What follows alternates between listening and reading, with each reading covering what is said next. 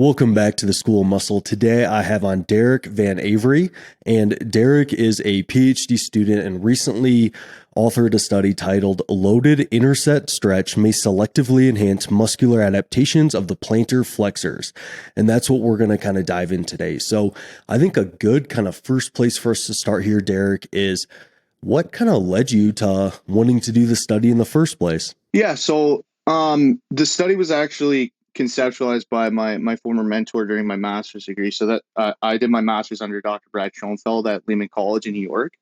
So I was just fortunate enough to kind of get the opportunity to take the lead on the study. But with regard to the original methodology, what like in the past in animal models, observed robust hypertrophy using interset stretching, or basically what's called stretch mediated hypertrophy. And essentially, what we've seen is these animal models have basically been very aggressive, where they've researchers have taped basically lead pellets to the wings of quail, and we've seen robust hypertrophy and even hyperplasia, which is essentially an increased number in actual muscle fibers. Um, and so there has been some proponents of this done in the literature, but also in like old school bodybuilding communities. So there's something called DC training by a guy named Dante Trudell, or dog cap training is the actual name, where basically they'll do, loaded stretching um, between sets or certain exercises. The late great John Meadows was a big proponent of loaded interstretch stretching as well. So, um, you know, that was kind of the impetus for that. There was some other you know sources in the literature that had a little bit of um, you know tenuous grounds, I guess, at best to conclude. There was some studies showing support for loaded stretching, and another study that was also done on the plantar flexors of the calf muscles that was never published but presented as a conference abstract. There was some work done from a group out of Germany that's literally just holding participants holding their stretch into like a boot, if you will, for like an hour on end, and that's led to hypertrophy. So there was a few different reasons as well, that led us to kind of look at this and see, like, okay, is there something going on here, to not only, as train at long muscle lengths, increasing that mechanical tension. Is there something going on here where um, you know, adding this stretch can also augment that signaling, and so that's where the concept of stretch mediated hypertrophy comes from. So there was both some literature that kind of suggested that this might be a thing that helps kind of grow muscle. And then also kind of alongside that, there was some anecdotal evidence from DC training, John Meadows, and other kind of bodybuilders that would be a proponent of kind of using a weighted stretch. So I think that kind of sets things up well for kind of why you guys wanted to do this study. So now kind of turning into what did you guys actually do to kind of see if stretch mediated hypertrophy kind of helped? What were kind of the methods of this study? Yeah, so we had basically we employed what's called a within subject design. So basically each subject or participant serves as their own control. And so what that means is we randomized one leg to the stretch condition, and the other leg performed tradition training. And so what that was, where we took four sets of the seated and straight leg calf raise, and one leg would train to failure. The other leg would train to failure, and immediately following failure, they would descend into the bottom position, and they would have to hold the stretch, supporting the weight, for 20 seconds. And we did that for four sets each. And essentially, if you can imagine, by the participants were training to failure, so there's no way that they were able to get the weight up again. They just had to basically hold that stretch position. So it was very discomforting for a lot of folks. But like participants or research assistants, excuse me, myself, we'd have to actually help the participants rack the weight, particularly on the seated calf raise, because literally they couldn't do another rep. The straight leg was on a leg press. So all they had to do was let the stack come down, so it was a little easier and safer that way in terms of supporting the load. But yeah, so that's what happened there. So we had 8 weeks of resistance training with that. So twice per week, and again, the legs were randomized to the conditions. And did you have information on whether these individuals were trained or untrained? So these were untrained men, and so the reason with that is we wanted to also, so we accounted for the genetic differences and lifestyle differences within subject design. But the other thing was that we kind of wanted to avoid additional plantar flexion. So, obviously squatting, there's a little bit, and we couldn't rule that out with trained individuals. Like not many folks were willing to give up squatting for over 2 months, almost 2.5 months to get the study in. So we went with the within untrained subject design for this study. And I think that makes a lot of sense, as different exercises, not just strictly calf muscle or calf exercises, will kind of have some of that stimulation with squatting, even like hamstring curls and stuff like that. So I think that absolutely makes sense. And then when it comes to kind of their nutrition, did you kind of just let them consume food ad libitum, or did you kind of monitor any of their protein intake or see kind of any differences when it kind of came to that? Yeah, so as you can imagine, untrained younger college age men, not the best way to control diet. But what we did was we Yeah. had them. We did have a 5 day dietary log for the beginning and at the end of the last week of the study. And basically, what we did is just ask them to maintain their diet. Don't make any changes. Don't start any supplementations or anything. They don't start training lower body, obviously, things like that. Um, so like, yeah, the best way we could control for it is just don't make any drastic changes to your lifestyle. Well, I think that kind of sets up your methods and what you guys did well. So now to kind of dive into the good stuff, what did you guys kind of find here? Yeah. So what we found was the soleus muscle had a modestly greater effect for the loaded stretch condition. So our point estimate here was about 0.7 millimeters. So during an 8 week intervention, that can be particularly meaningful for some.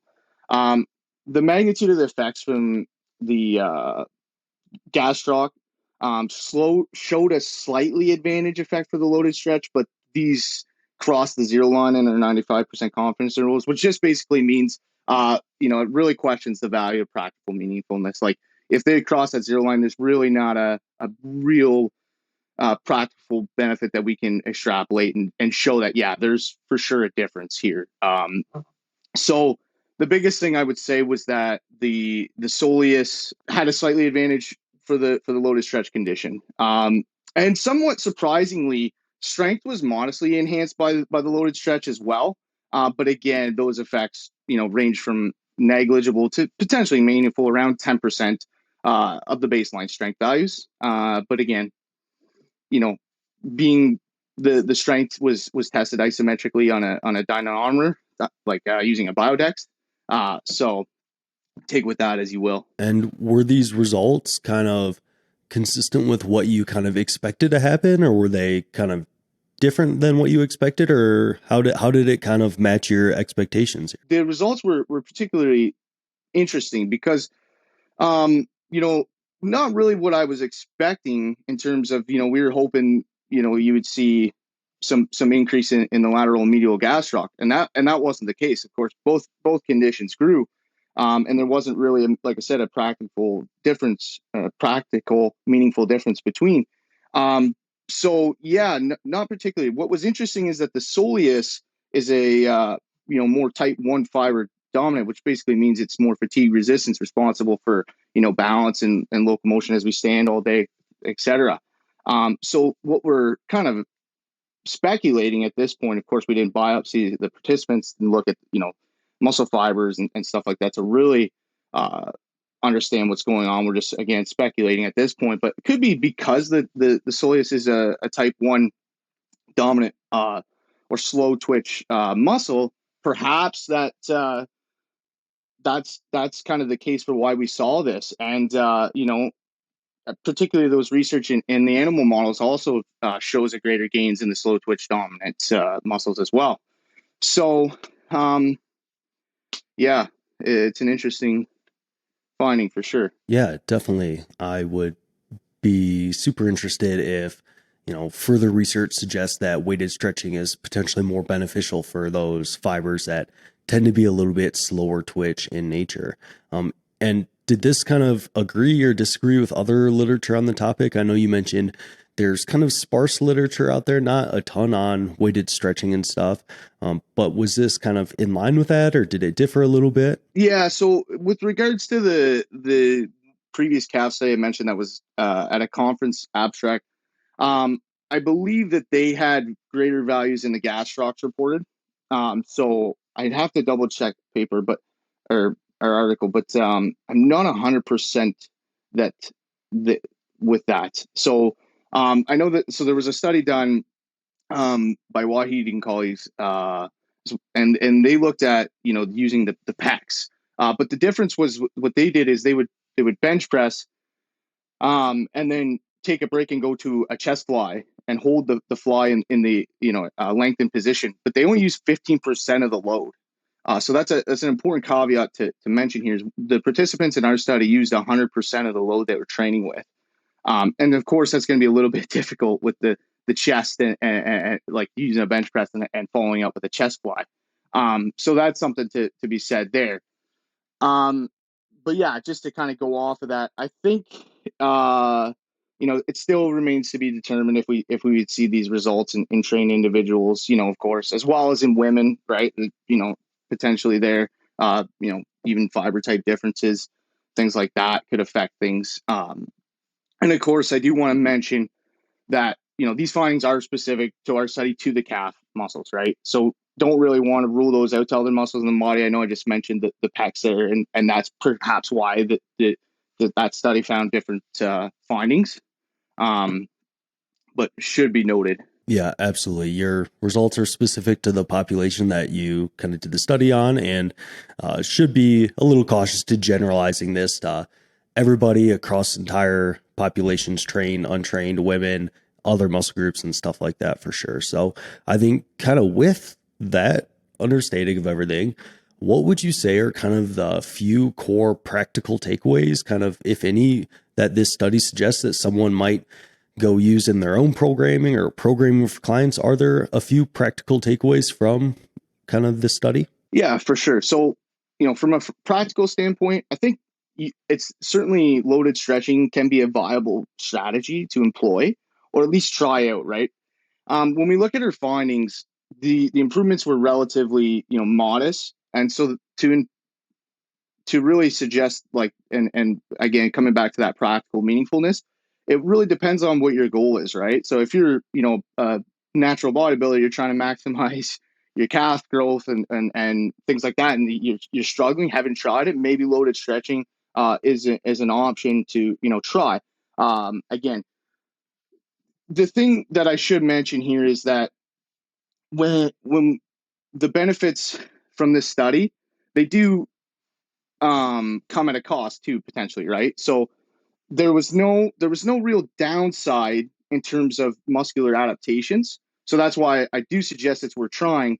The only problem is that holding that weighted stretching can be discomforting for some people, right? You are training to failure, and so it should be noted, like these participants in the study, they were going to absolute failure. They were training hard, and so they're not able to like I said, perform another rep, but they had to support the load in a that lengthened position. Um, so that's important to note. If you can handle that discomfort, it's worth trying at the very least, in my opinion. Absolutely. And I think I kind of come to a very similar conclusion on just weighted stretching in general, in which it's like, you know, if you're doing sufficient volume elsewhere in your program and you're training with a full range of motion and doing other stuff and seeing results with that, it's probably not something like you necessarily need to do. But also with that, there doesn't seem to be a lot of downsides to doing it in terms of a muscle physiology standpoint.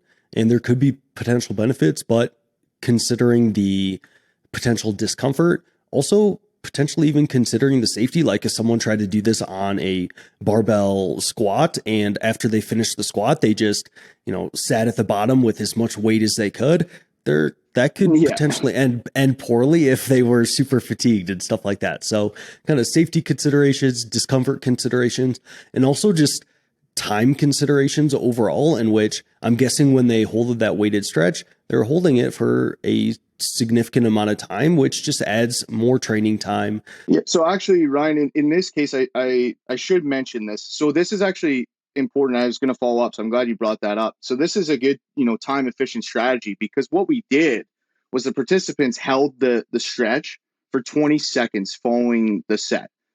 And so what they would do, they would rest for a minute 40 following the 20 seconds of stretch, whereas the traditional group would just rest for 2 minutes. So training was actually equated in terms of time and the session duration. So that's another, potential benefit is, again, we see a potential improvement, particularly in the soleus, as I mentioned. But again, it doesn't seem to be any downsides. And again, the time duration was equated. So that's why I do think it's important. So that was one of the quarrels we had, was that, well, you're increasing session duration. That no, we didn't do that. And then some of the folks were saying, well, isn't the stretch just putting more tension on the muscle? Like, why don't you just do another set? And so, no, it's a passive stretch where basically the muscle is no longer changing length, and so there was no real effort to contract or anything like that, holding that load. And so there's some really good work on the potentially why. So we kind of talked about the type 1 fiber dominant, could be that passive stretch stimulates a molecular protein called titin. So we have the actin and myosin, which are contractile proteins, but there's also this big protein, titin, that seems to be involved. And Walter Herzog from the University of Calgary here in Canada has some really good work on that. But again, because we didn't get the fiber typing done, and if some researchers out there want to replicate it or check it out, that in the future, that'd be great. But I was fortunate enough to have a brief conversation with him as he was here at McMaster just a few weeks ago, and told him about the study. And he also suggested, yeah, that might be what you're seeing is sarcomere genesis, or basically that the length and of the sarcomeres from that loaded stretch, that we actually add sarcomeres in series as they lengthen up to a certain point. So that's also one of the impetuses with the stretch mediated hypertrophy, is that we can actually increase that way. So interesting stuff. Yeah, absolutely. And I think that's a really good point on how it actually wasn't adding more time, because like you mentioned, my intuitive kind of response to it would be that it would maybe add a little bit more time, and maybe the time spent stretching is just time that could have spent doing more sets and stuff. But it sounds like it can be a kind of time efficient way to maybe potentially add a little bit more stimulus. And like you said, if it does have kind of independent hypertrophic effects regarding kind of adding different sarcomeres and even, hyperplasia or something like that, that could be independently beneficial, opposed to just doing more kind of traditional sets. So I think those were a couple of really good points there. So anything else you want to kind of add here? Yeah, I just wanted to follow up with your point on exercise selection. So you talked about the squat and pausing in the bottom. Of course, I would not recommend that. So that is important. I'm glad you brought that up, Ryan. I think when we talk about loaded stretching, we want to be careful, and also cautious with what exercises we choose. And at this point, I think the calves are a really safe bet to try it. If you're using like an incline dumbbell press, or dumbbell press might be a better option, where you're in that bottom position and you can just let the dumbbells fall, things like that. But yeah, I would avoid more fatiguing exercises like a squat, or even a barbell bench press, or something like that. But for sure, that's a definitely important consideration to make. Yeah, absolutely. I would definitely probably keep it to, like you said, calves are a good option, even kind of machine based exercises as well, in which there's far less downside if something kind of goes wrong there. So awesome, man. Well, I think that provides a really good overview on weighted stretching, where the kind of current literature is, what are some practical takeaways, and different things like that. So thank you so much for coming on today, Derrick. If people want to stay up to date with kind of what you're doing, any new stuff that you have coming out, where can people kind of go to find you? Yeah. So I'm fairly active on Instagram, just Derrick underscore CBB. Mostly posting photos of my baby girl Ella. at this point. I just started in September back in the fall doing my PhD with Dr. Stu Phillips here at McMaster in Hamilton. So should have some exciting stuff ahead in terms of research plans, but that will be coming down the pipeline in a couple years. Um, I also work as a powerlifting online powerlifting coach for Calgary Barbell. Great team, great group of people. So if you're interested, you can always just shoot me an email with Derrick Derrick at calgarybarbell.com. Awesome. Well, thank you so much for coming on today, Derek. I really enjoyed it. Yeah, my pleasure, Ryan. Thank you for having me.